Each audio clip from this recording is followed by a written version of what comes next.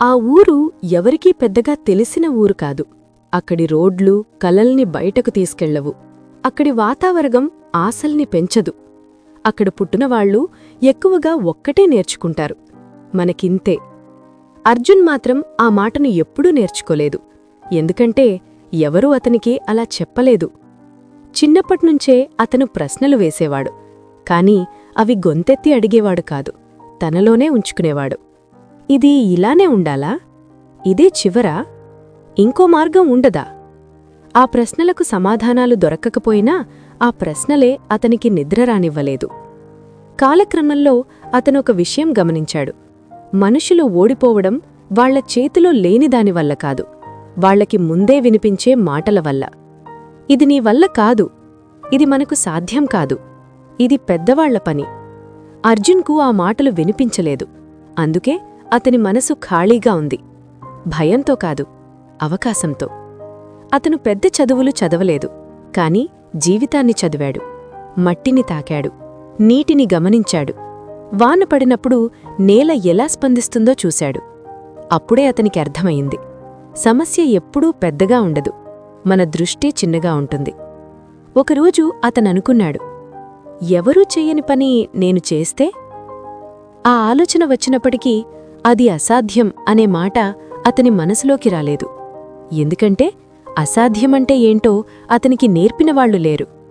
అతను పని మొదలుపెట్టాడు, ఫలితం కోసం కాదు, నమ్మకం కోసం. మొదట ఏమీ మారలేదు. చేతులు నొప్పిపడ్డాయి, వెనుకనుంచి నవ్వులు వినిపించాయి. కాని అతనొక విషయం గమనించాడు, నవ్వుతున్నవాళ్లు కూడా అతని పనిని ఆపలేకపోయారు.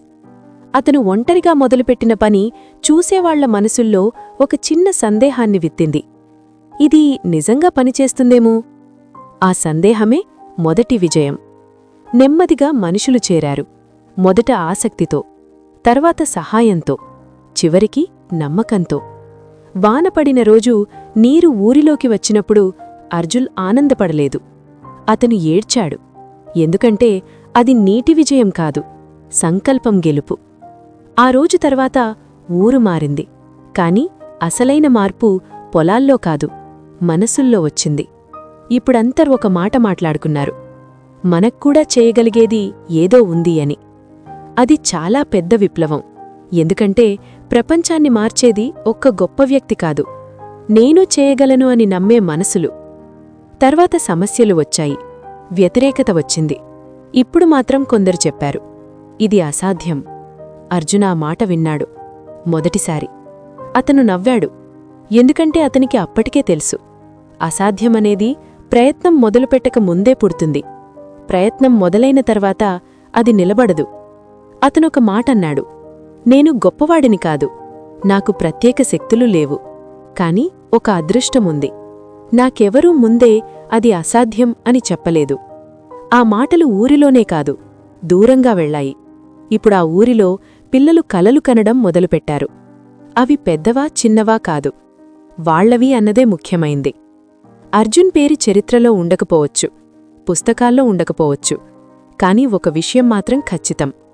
ఎక్కడైనా ఒక మనిషి భయం లేకుండా ప్రయత్నిస్తే అక్కడ అర్జున్ కథ మళ్లీ మొదలవుతుంది.